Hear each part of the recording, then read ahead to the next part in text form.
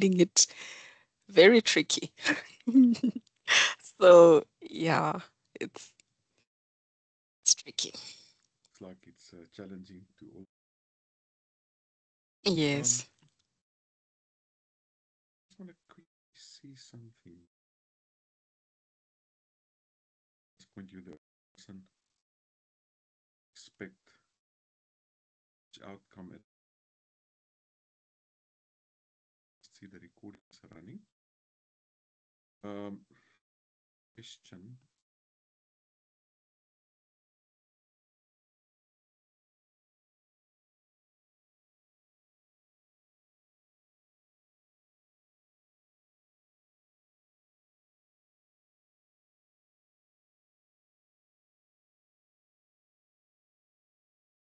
But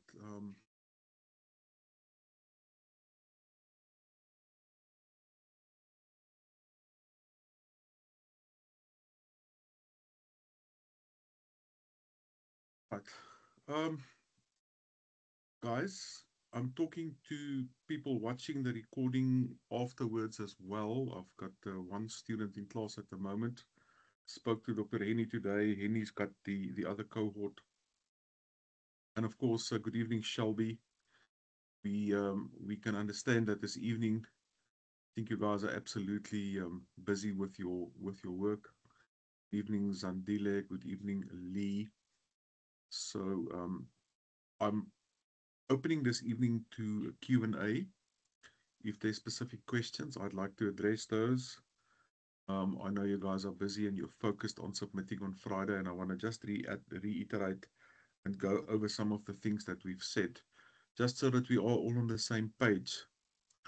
So just a bit of housekeeping, first of all.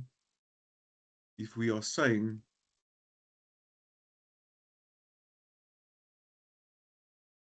sitting with a PAS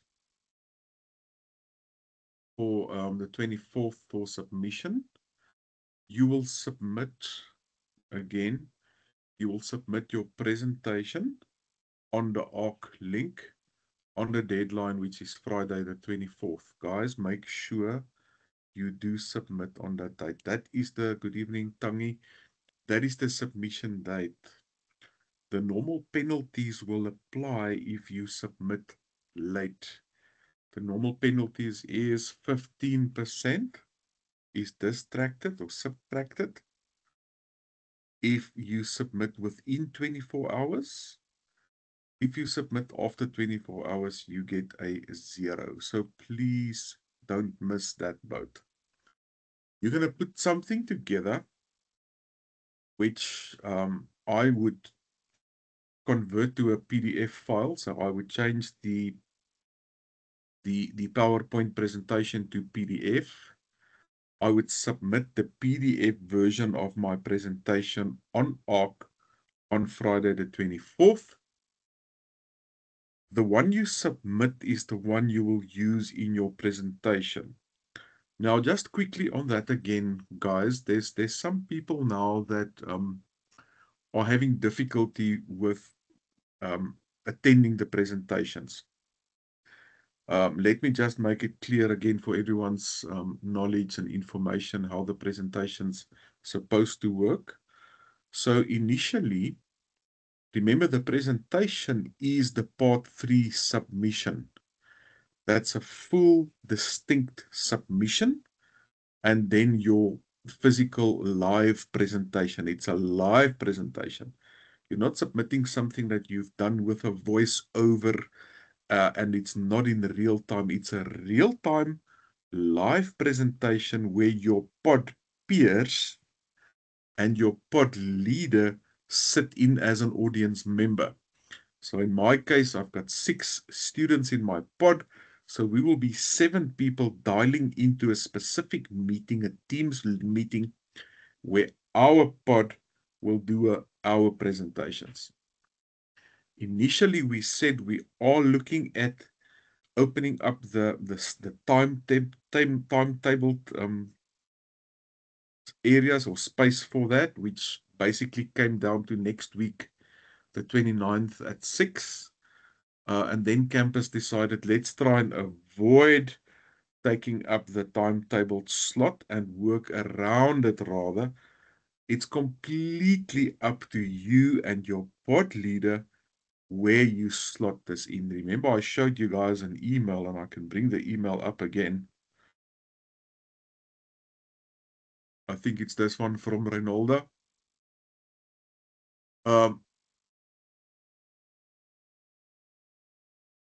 Look at the timetable to see the availability of your pod. I don't know if you guys can see there. If it's too small, maybe can I zoom in a bit? To look at the availability of your pod. No, man. Sorry, guys. Sorry, when I click on this thing, it goes funny. Due to the number of students allocated in your pod, you might need to run over 2 days. It's not necessary. We need to, as the REMI cohorts wrap up on the 31st. And then there's some big questions. I see, Marika. Create a meeting link for your students so that each pod has its own link. And then pod leaders have to confirm. So in my case, for instance, I set up my pod meetings for next week after class at 7:30. It's not a matter of all the pod leaders have to do that time. Pod leaders and their students in the pod can decide where it's the best for them to synchronize everyone's diaries. Remember, because we're now outside of timetable slots, and then they do it there. The directive from campus was this must all be wrapped up by the 31st of October. So maybe your pod is earlier or later, doesn't matter.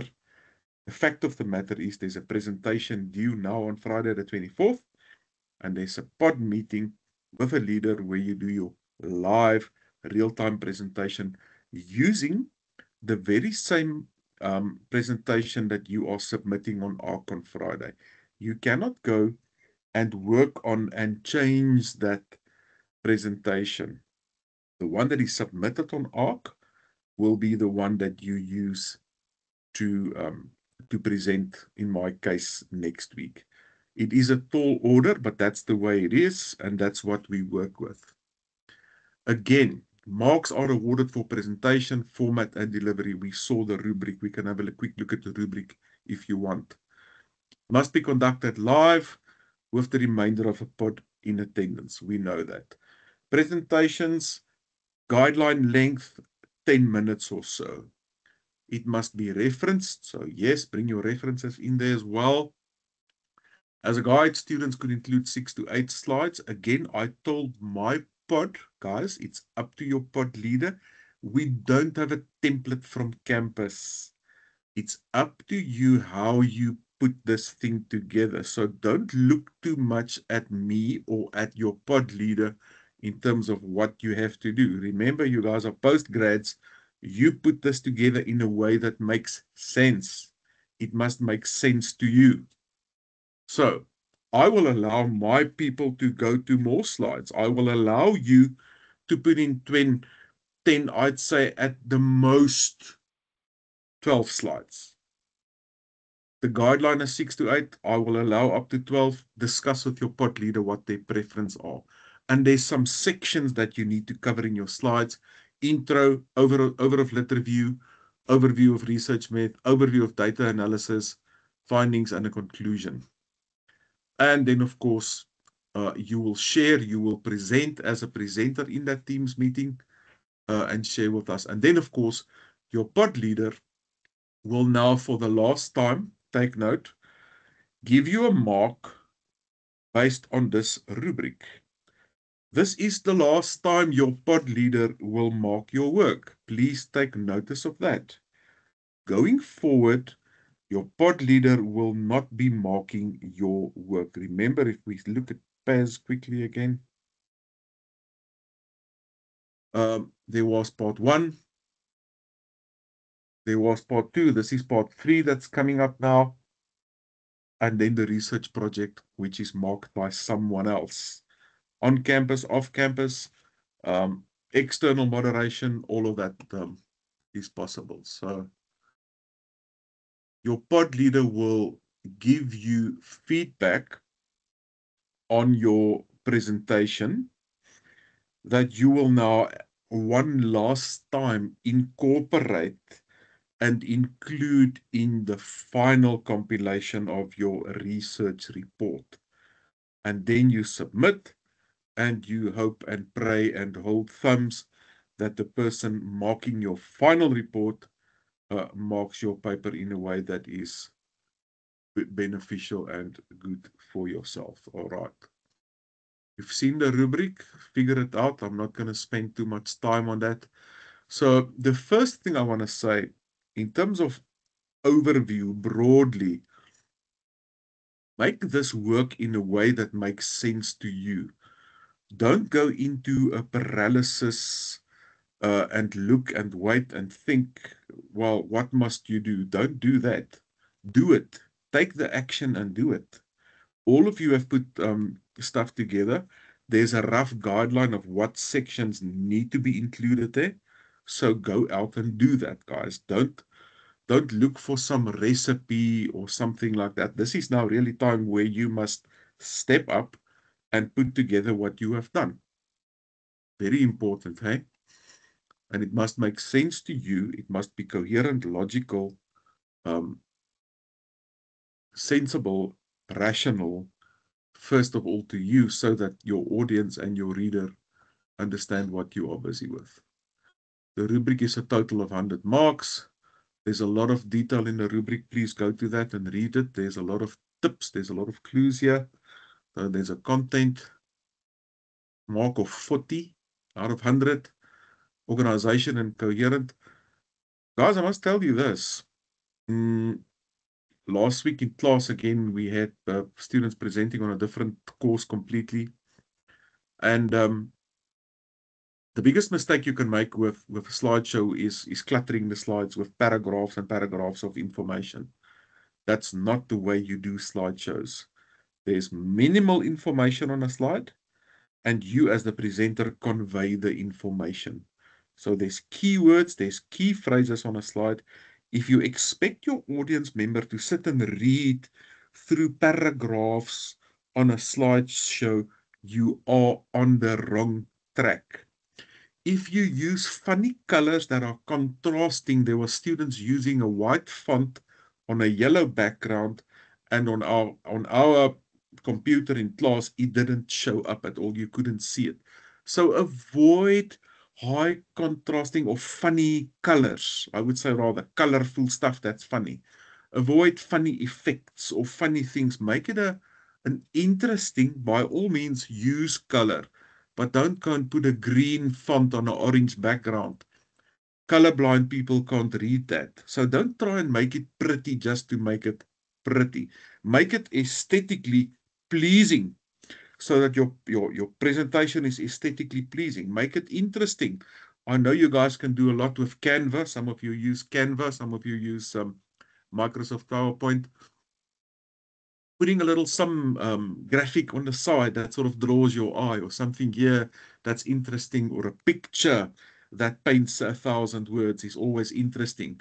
Don't clutter your slides with information where your reader must now read through all of this stuff in a hurry before you move on to the next slide. No, you are there to focus your reader on some of the key words and key phrases in your slideshow, and then the bulk of the information is transmitted by you verbally, because you are prepared and you know what you want to say. The organization of your slides, the delivery, all right. So are you very well prepared, or can I literally see that you are reading from something down in your hand? You are not prepared. You didn't rehearse. You didn't do a practice run, and you are literally reading something. So in all practical purposes, you are not prepared in the presentation of your slides. Are you dealing with the topic? Is it logically sequenced? Is the audience orientated? Does the audience know what are you busy talking about? Fluid delivery engages the audience, invites questions. Yes, you can invite, and you should invite questions from the floor, and you should invite the audience to engage with you, and the floor is open for questions. Time limit, 10 minutes, please. visually appealing, clean, simple layout, text easy to read. Graphics and images are functional and enhancing. It's not stupid, non-relevant graphics you put in there. Spelling and syntax and grammar is correct. You're going to put references in there. I don't think you need to put a reference list in there. That wouldn't make sense because no one is going to look at a slide containing a list of references. But you are going to texture your actual slides with references. And in fact, there's a brief point that says that you should use references. Okay. There's the broad guideline, there's the rubric. Let's look at the questions that some of you are asking. I had a question earlier on from Danielle, and I'm going to start with that. See, there's a lot of you that has stuff to ask me. Where am I now? Sorry, I'm just want to scroll back up a bit.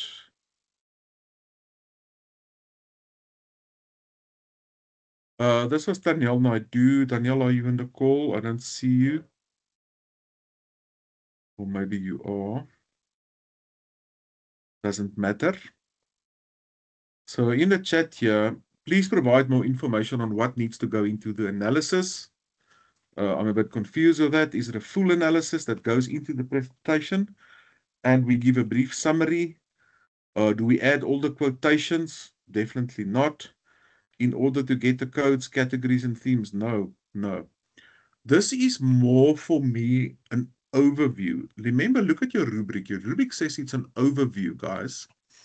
So it is the preliminary findings that you discovered up until this point.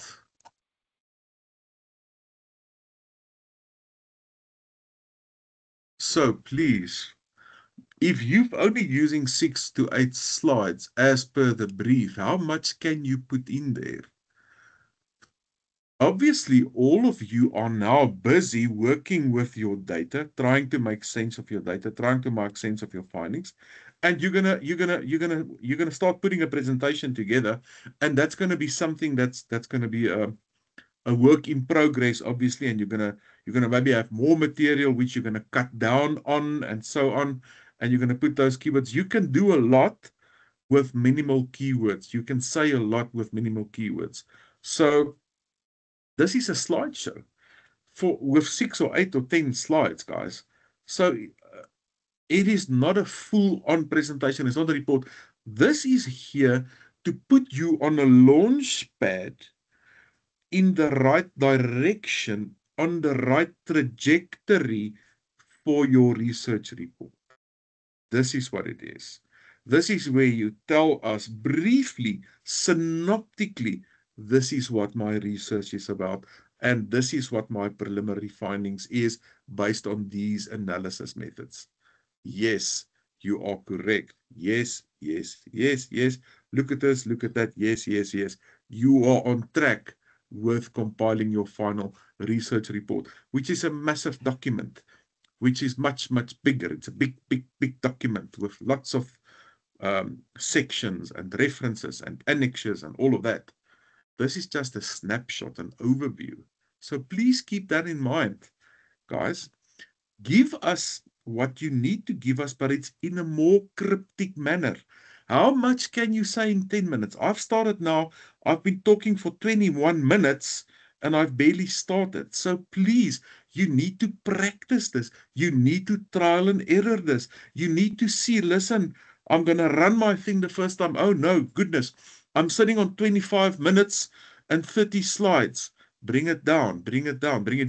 How can I say what I have to say within the 10-minute limit? And what slides will I use to support what I can convey in 10 minutes? I don't want you to leave gaps. I don't want you to leave unanswered things. I don't want you to leave things that are not addressed. But you cannot delve in depth into all these elements because you don't have the time and the PowerPoint visual resource space to do that. You cannot make us a 40-slide presentation with a half an hour or an hour to speak. It's very easy to do that if you had the time. You don't. It's very condensed. It's very synoptic. It's an overview where you touch on the highlights and you point out the important things, the important steps in your review of literature, your methodology, your analysis, your findings, your conclusions. There's your recipe. So you're going to do the full analysis, obviously, and you're going to sit with that, but the way you present that will be more synoptic, Danielle, if I can answer it like that. Um, you're not going to include all the quotations. No, definitely not. In your final report, you're not even going to include the quotations. I'm just drinking my vitamin C, guys. It's not whiskey. In your final report, you're going to give us some occurrences where people said something, and I'm talking qual, obviously, where people gave specific examples that speak to a theme that you've identified. So you're not going to bombard us with this stuff in your slideshow at all. Sorry for joining late. You're welcome, Ilza. Good evening. Big questions. Should we include a table as an annexure detailing the demographic of who participants are with race, gender, and age? I wouldn't include it here. Why is the demographic important? Especially if you bring in race and gender. I want to ask you that. Why is race and gender important? Those are things that you must avoid if you can avoid it. If you talk to people, if their age is important, if their number of years of experience is important, bring it in. But avoid stuff like race and gender. Why do you want to bring it in? Why is it important? I'm just saying that because those are things that you must try and avoid if you can.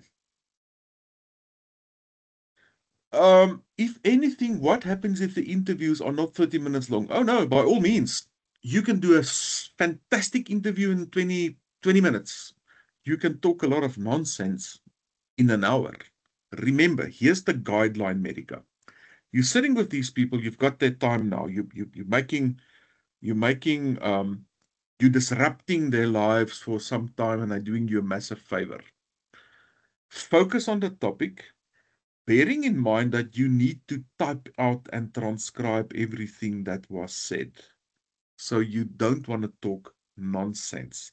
You don't want to talk about the weather, about their kids' hockey game, because it's going to take up time in that interview and stuff that you need to transcribe. So you don't want to go outside the borders of your actual study. You want to leave there having the feeling that you did get from that participant what you wanted to get. And again, I'm talking qual as an example.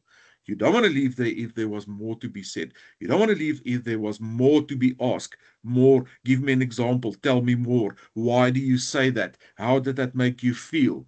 And so on. So make sure when you have a chance to get into this person's mind, which is what you are doing, to get their perceptions, you make the most of that. But like most things in life, the length of your or the quantity will not determine the quality of your interview. You can really do a fantastic interview in 15, 20 minutes if it comes down to that. And you can also mess it up in a 30, 45-hour interview. I hope it answers you. Again, how long must the interview be? It must be as long as it must be. Sometimes you get people that are not as talkative, and you're going to finish earlier with them. You might end up with someone who's much more talkative and elaborative, and so on, and you might be busy longer with them. So don't look at the clock. Well, look at the clock, but that's not determining. You play the interview by ear in terms of I want the good data. This whole thing rests on, listen to me, the integrity of your data set. So I want to come back with good data, data that has substance, data that will allow me to identify those synergies, those themes, those patterns. I want good data. Yes.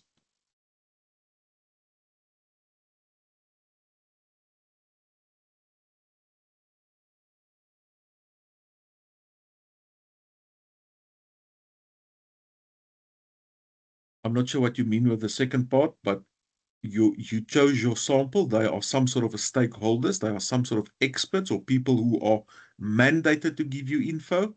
We're not revealing any of their personal information whatsoever. You are guaranteeing confidentiality. So go through your questions in your interview schedule and make sure you drill down deep to get good data. Screenshots, tables, narratives. What are we meant to do here exactly? Is this where we code the text or include transcriptions? So please don't ever include transcriptions. Please don't do that. Keep hang on to your raw data. Your raw data would be your actual recordings, qual people, your transcripts, and you don't supply us with raw data unless we ask you for that or an examiner asks you for that. So put in stuff that you deem meaningful and interesting and important to include. So again, I'm not going to give you specifics. Put in there what you think you want to put in to inform your reader. That would be my absolute guideline. Hi, Doc. Yes. I hear you. So, yeah, so we're not including any screenshots or videos or tables because on the rubric, it actually mentions that we must. Yeah, data collection methodology has been clearly explained and evidenced with video, audio clips, screenshots of the survey questionnaire as per consent forms. I see the point you're talking about here under content. Data is pretty professionally presented. Example narratives, tables, figures, infographics, graphs, diagrams, etc. So you can present your findings. Obviously, quant people is going to make use of much more. They're going to depict more data with graphics and tables and all sorts of stuff. You can put tables in there where you show me this is your themes and your sub-themes if you have sub-themes, and so on. You're not going to make real use of graphs and diagrams in the qual space. But that's it. Present your data. Show us what the themes are that you discovered and discuss the themes. That's really it. So don't make too much of that point. I would like to see if we have a normal discussion over a cup of coffee. Tell me about your study. And that's the mindset I almost want you to take. Tell me about your study. What's your study about? And you're going to start somewhere. And you're going to tell me how you did it. And you're going to tell me what you found in a completely normal conversational way. Now, just go and put that out there. Don't let the slides, don't clutter the slides with too much info. Put the interesting and important stuff there to earth, to ground your discussion and fill it in with your informative discussion to us. So use visuals by all means, but no, transcriptions and screenshots and all of that. Yeah, if you can use stuff like that, but I don't want any raw data ever. We don't want your reader to do any of the analysis work. That's important. You are doing the analysis. You are, in fact, saving the reader all the trouble to do analysis because you are doing it. You're getting the raw data. You are making sense of that database. And now you're giving us the findings in a coherent form from what the database actually tells us. You're looking at the database as a whole. And in the case of qual, you identify the themes from the database as a whole, not a question by question analysis, not a participant by participant analysis. You identify the themes as they emerge from the data. Quant people, you sit with your data, you're going to come up with stuff, and now you have to make sense of the numerical data, and you're going to use tables and graphs and all sorts of things with appropriate discussions, guys. Yes, by all means, you're going to use more graphics than qual people, but don't forget to explain what they mean. Make those graphical depictions interesting, but draw your audience member and your reader in to explain what these numbers mean and what's the significance of the things that you are showing us. Remember, a qual study is much more linguistic based. It's text based. It's what people said. What are the linguistic frames that people put forward?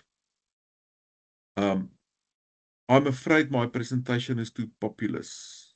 How much info, in fact, must be included on the slides? Since we're advancing vices to avoid cluttering it. Yes.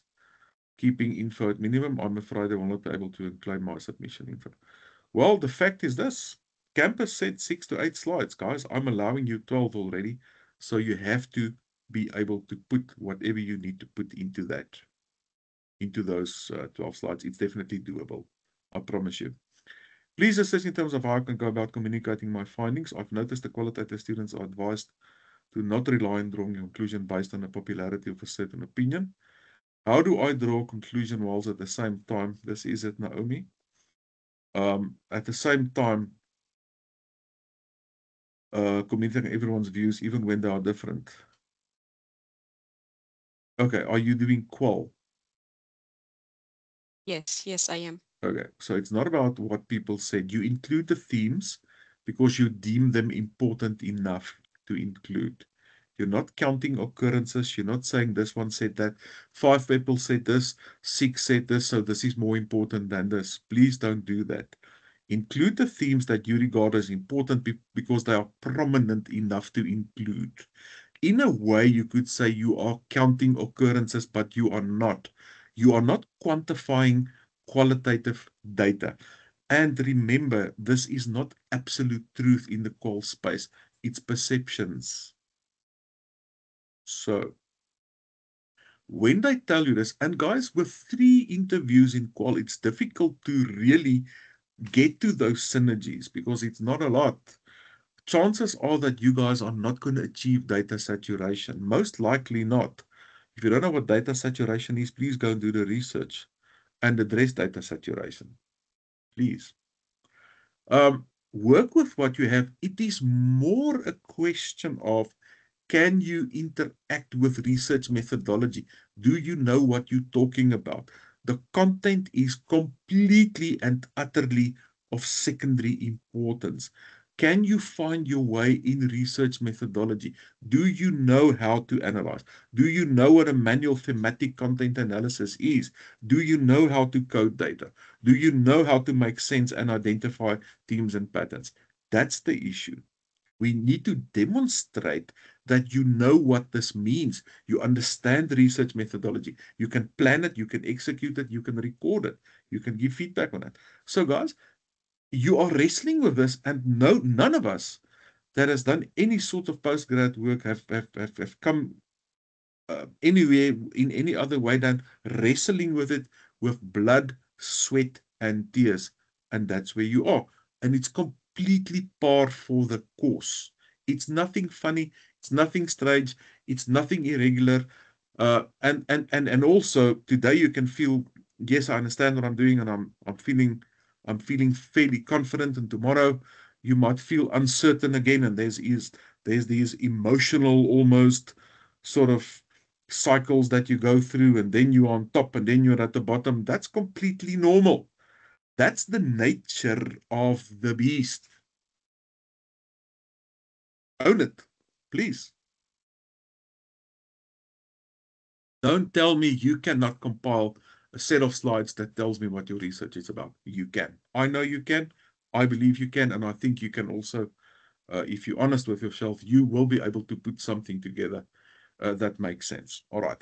So identify the themes that, in your opinion, as you immerse yourself in the data, Naomi, what themes emerge, rise to the surface, jump out that you can include in your study? Remember, as the scientist, qual person, you are part of the research. Your interpretation and how you make sense and how you rationalize what was conveyed to you is part of the analysis. You are part of the instrument, because your expert analysis and evaluation of the linguistic frames that was offered is going to determine how you give meaning to the themes. So don't look at it in a mechanical way and say, this said this and this one said that, so now Does it cancel it? Don't do that. Don't do that. Don't get to a place where you want to work with these linguistic frames. I mean, you're even going to look at stuff that is said between the lines. You're even going to look at body language. You're even going to look at utterances. Can I give you an example? You ask someone, do you think that your employer are carrying the best interest of their employees at heart? And someone answers, yes. What does that answer mean? Naomi, what do you pick up in my answer? Can I answer? Is that a straight yes? Or was there No. a hesitation in the answer? Hesitation. Does that hesitation mean something? Yes. It does. Can you see when working with qualitative data, you look at the subtleties, you look between what was said between the lines. Guys, when we work with massive databases, call centers, and I've got call center data that takes 100,000 calls a day. Now I'm looking at mechanical hard coding. I'm looking for swear words. I'm looking for words of affection. I'm looking for brand names. I'm looking for competitor brand names. I'm hard coding the data to hear what people said. But with you guys, with 3 interviews, you want to hear what these people say. And sometimes they say the same thing using different language, but it speaks to the same idea. Remember the example I always give you guys. I love my work. We understand what that means. I live for my vocation. We understand what that means. I can't wait to go to my job in the morning. We understand what this means. These people said the same thing, but they used completely different language to say the very same thing. But if you're a scientist that knows your thing, you're going to be able to pick up on those nuances. And what was said here, even though it was put to you in different linguistic frames. Qual people, does that help you? You getting into the data. You making sense of what was said. Okie dokes. Then. First, Sorry, just Ronaldo. Doc, before you move on from specifically the themes. So just to confirm, we will not because we reference everything. We will not be referencing maybe some form of article because we're just looking into our findings and all of that. Look, when I talk about a literature review, and you're going to maybe spend a slide or two on literature review, you may be going to tell us about your theory with a reference. You're maybe going to tell us 1 or 2 groundbreaking studies or seminal work that was done in your discipline, and you're going to add a 1 or 2 references in there. Why not? It's possible. It's possible to put references in there. So use the references wisely. Don't put. I wouldn't clutter the whole thing with methodological references. That would be stupid. Yes, you can. You can put it in. You can say, remember we talk about paradigm approach methods, and you can maybe say, and put a reference in from a methodological text to support what you said there. But bring in references there where it makes sense, guys.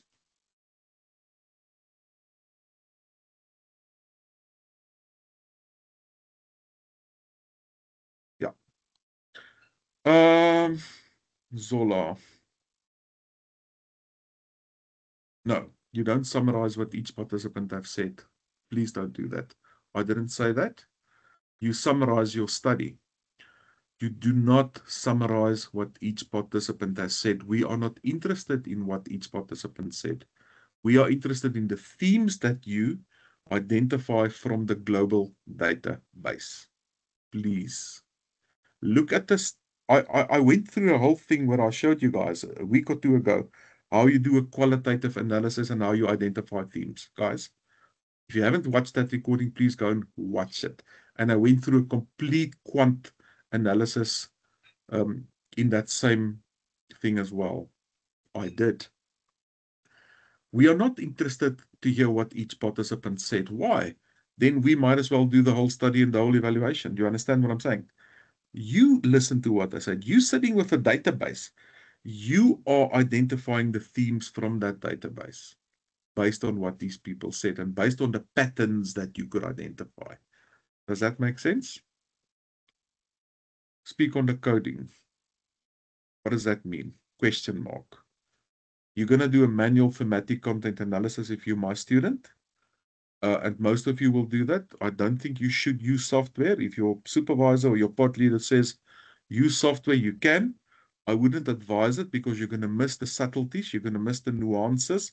You're going to miss the same linguistic or the different linguistic frames speaking to the same theme, but your brain is not going to miss it, but software is going to miss it. So be careful. Medica, please, you are excused. Okay, Zola, you do understand, right?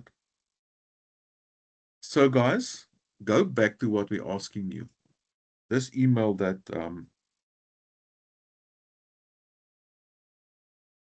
where there's the summary of what we want you to put in there.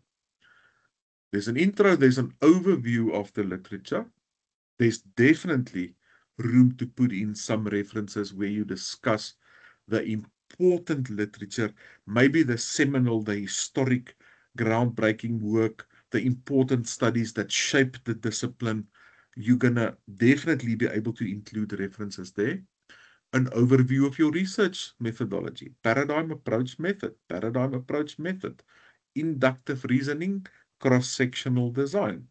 Yes, there's a lot you can say there. An overview of your data analysis method, your data collection and your data analysis. What did you guys all do? Qual people, you used semi-structured face-to-face interviews or focus groups or something to get your data. You transcribed the data. How did you make sense of those transcriptions? If you're my student, I'm going to expect you to say you did a manual thematic content analysis. That's the best way to do it and to make sense of it. Because it's a small database, you can easily work through and immerse yourself in that data. You listen to the recordings repeatedly. You look at your transcriptions repeatedly, and now you see these themes. The themes emerge. It means they come out. It means they come to the surface like wood floating on water. The themes come out. But now you have to make sense of that. There's a bit of work to make sense of the themes. Sometimes you discover more themes and then you see, well, actually, these two are the same. Or take this one away. Or you have to spend a bit of time working with that to make sense to the rest of us. What these themes are that you discovered. Right.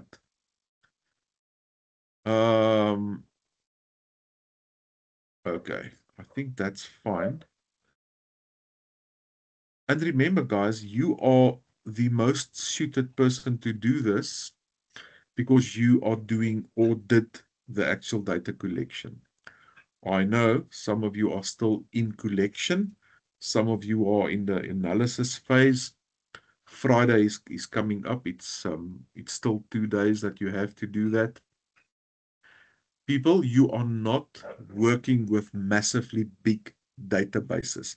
We are pressed for time, but I want to encourage you. This is completely doable. It's 100% doable. I promise you. So, don't fret. Do what you have to do and go through the steps. You will make sense of the data. You will be able to make sense of the data because you did it. You went through the literature. You understand the discipline. You understand the other scholarly work that's related to your work. You can make sense of it. You were there. You are there. You've got the data. Now you have to make sense of the data. Conclusions. Qual people, listen up. Be careful to make firm absolute conclusions. Why? Why do I say that? Because you are working with people's perceptions, opinions. 3 people tell you now that McDonald's gives you cancer. You cannot say that, guys, based on speaking to 3 people. They are saying it because it's their perceptions. If we want to test whether McDonald's really gives you cancer and contains some form of carcinogenic agent, we have to have a massive sample size. Let's test that with 40,000 people that eat McDonald's. And we have a control group that don't eat McDonald's. And then we test, and then we see if we can identify carcinogenic stuff in McDonald's with all the stats and all the maths and all the statistical stuff, and then we can make such a statement. Qualitative findings and qualitative perceptions are not absolutely true. They never are. They are based on what people think. What do you think about Eskom crisis? No, Eskom is good, it's fantastic. What do you think? No, Eskom is a bunch of crooks. What do you think about the education system in South Africa? No, it's fantastic. We've got one of the best systems. What do you think? No, our education system lacks in many respects. That's what people tell you. We cannot say whether it's true or not, but that's not the plan. That's not the aim. It's not important whether it's true or not. We want to know what they think. We want to get into these minds so that we know what people on the ground think. I want to open a new restaurant where we serve bokkums. You know what bokkums are? Those fish thingies. And I ask one or two people, what do you think about that? And they say, yeah, no, it's fine. Or we will come to the restaurant or we won't. I won't go and open a restaurant based on that. If I want to do a feasibility study, I'm going to speak to 10,000 people and ask them, listen, will you support my restaurant if I open bokkums? And the data I get from that, quant people, can be relied on and banked upon to generalize to bigger populations and then make conclusions and recommendations and predictions about the whole population. Yes, I'm going to open my bokkums dry fish restaurant because I did a massive quantitative study and the findings tells me that I can get some share in the market with my product. But I'm not speaking to 8 people and asking them, listen, what do you think? And now I say, well, this is now how it works. My findings is now so interesting, or these people told me something. I speak to 8 people about banking, and now I'm saying my study is going to change and revolutionize the whole banking industry in South Africa. Why? Because you spoke to 8 people. No.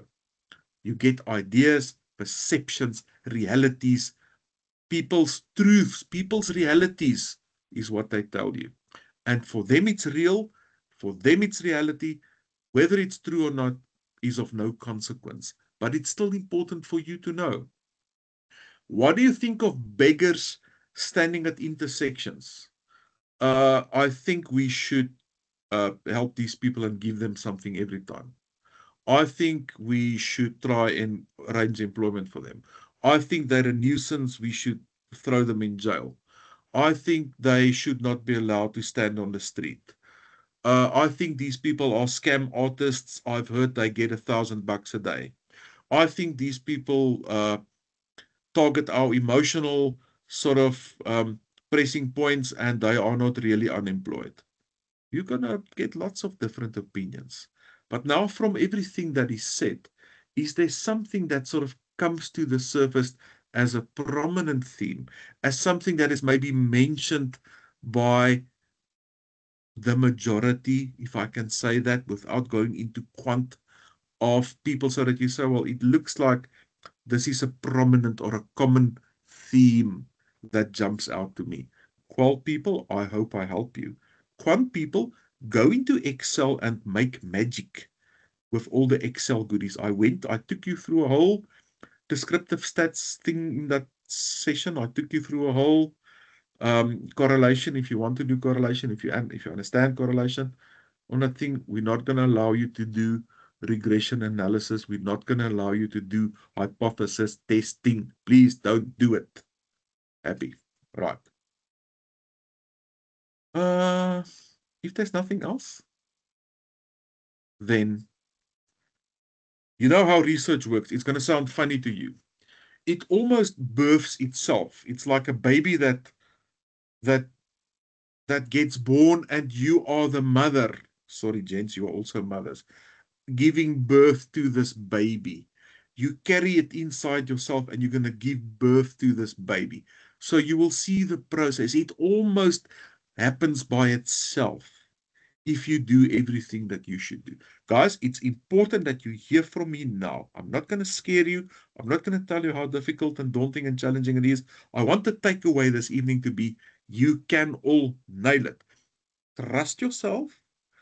Trust your skill, trust your gut, trust your ability, and be honest, transparent, faithful, truthful, not manipulating anything, and take a deep breath and simply work with what you have and put something together. And you will be surprised how things fall into place if you remain faithful to the process and trust yourself. Guys, I'm happy to adjourn you. Take care. I know it's going to be long nights.